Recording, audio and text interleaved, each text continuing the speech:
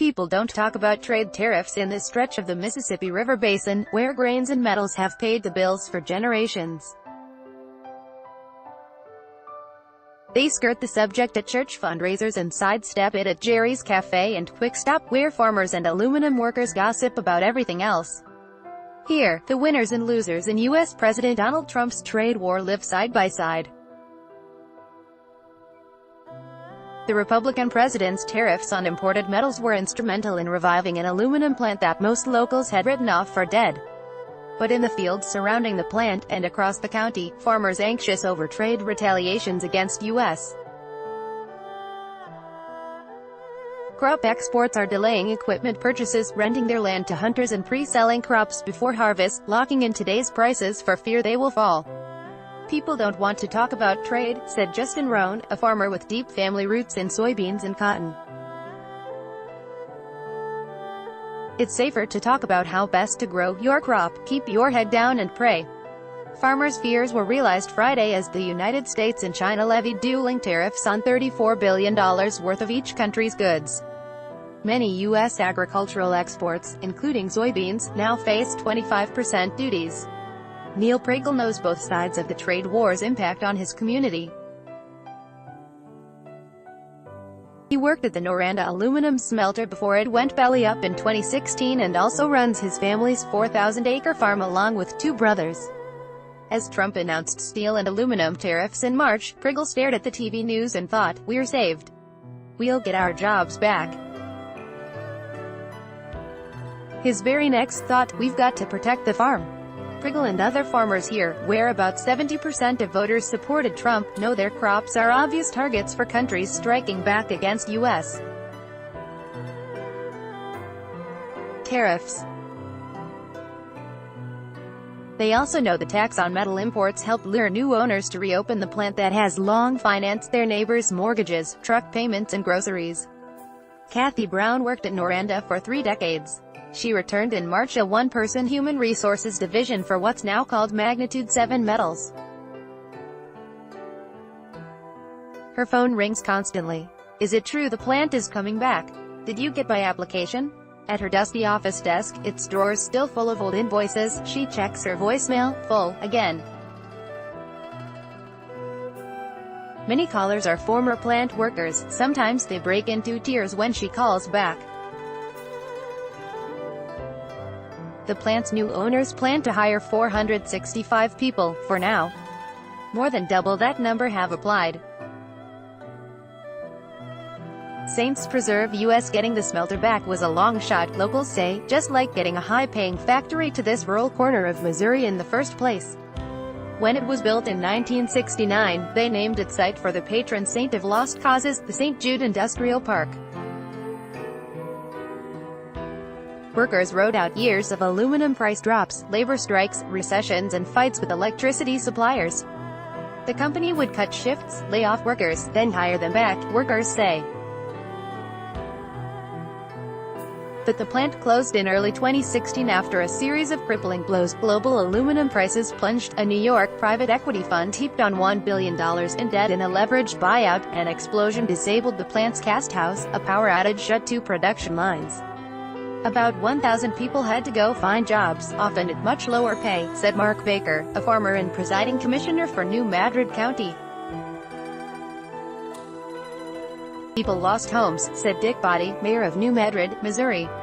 People got divorced. Local police and ambulance budgets were cut. The county went into the red for 2 years, Baker said. Noranda never made a $3.1 million tax payment to the New Madrid School District, forcing job cuts and halting school repairs, said Sam Duncan, county superintendent of schools. The district saw a 10% drop in school enrollments as families left the area, Duncan said. But most stayed, often turning to the region's other dominant for work. The only people hiring were the farmers, said Dalton Bezel, 31, who worked for Noranda. By late summer, Noranda's staff had shrunk to 9 people, making a fraction of their previous salaries. Their job, secure the plant and try to figure out a way to revive it. A bet on Trump tariffs. Steve Rush, now chief operating officer of Magnitude 7 Metals, was among the 9. He watched his prospective buyers toward the plant, not to restart it but to chop it up and sell it for scrap. One was different. Magnitude 7 Metals LLC, founded by former Glencore plc aluminum trader Matt Luck, who wanted to operate the plant if it could work financially, Rush said. Luck did not respond to requests for comment. The Republican-controlled state legislature helped by passing a controversial law making it easier for manufacturers to hire non-unionized workers, a bill plant representatives supported. Some of Noranda's remaining crew of 9 helped to cut electricity deals and lock in raw material prices for the new company. The pivot point was when things started to come out of Washington about the metal tariffs. Rush said. Last June, Magnitude 7 Metals Chief Executive Officer Bob Prusik testified before the Commerce Department at a public hearing about a department investigation into aluminum imports. Tariffs, he told them, were nothing short of critical to get us up and running, according to a video of the hearing. More investors joined as Trump threatened and later imposed the metal tariffs. The plant ramped up hiring and opened its first production line on June 14. Now, there's hope, said Body, the new Madrid mayor. Fear in farm country. Hope is fading on the farms of New Madrid County. The region was among Missouri's top soybean and corn producers last year, according to data from the U.S. Department of Agriculture, USDA. DuPont Pioneer runs a massive soybean seed production plant here. A nearby riverbank is crowded with farm bins and barge loaders operated by global grain trader Archer Daniels Midland, Farm Cooperative Riceland Foods Inc. and suppliers Crop Production Services and Agrium Inc. Local grain farmers sell most of their harvests to river terminals for overseas markets because there is scant local demand. The traders ship crops down the Mississippi River to Gulf Coast seaports for international distribution. Friday's retaliation by China hits a slew of U.S.-made products, including soybeans, the most valuable U.S. agricultural export.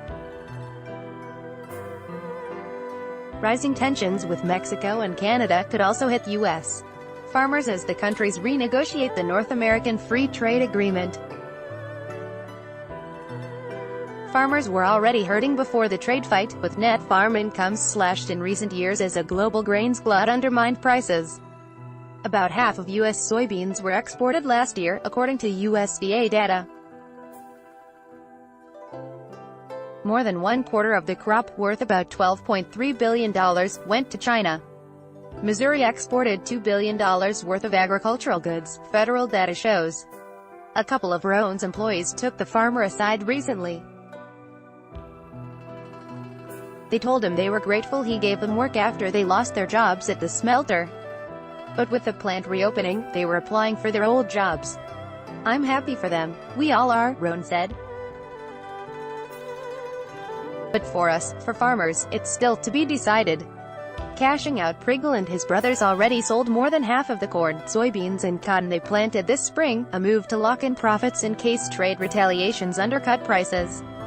In June, U.S. soybean futures contracts nearly hit a 10-year low. Missouri cotton marketer Barry Bean said one of his farmers was so freaked out about the tariff threat that he sold nearly 80% of the crop before he had planted anything this spring. He has no crop insurance. He keeps calling Bean, trying to sell even more cotton still growing in his fields. Stop. Bean keeps telling him.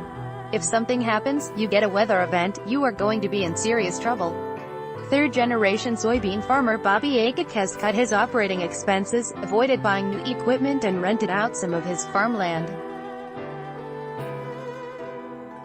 He's got a plan in case the tariffs drive down grain prices to a point that threatens his farm's survival. I'll cash out, get out of farming and go get a job at Magnitude 7. Aycock said. I have to protect what I've worked for 37 years, and what I've put away, so my kids will have it a little better than I had it growing up. Reporting by PJ Huffstetter, editing by Brian Thievenoot.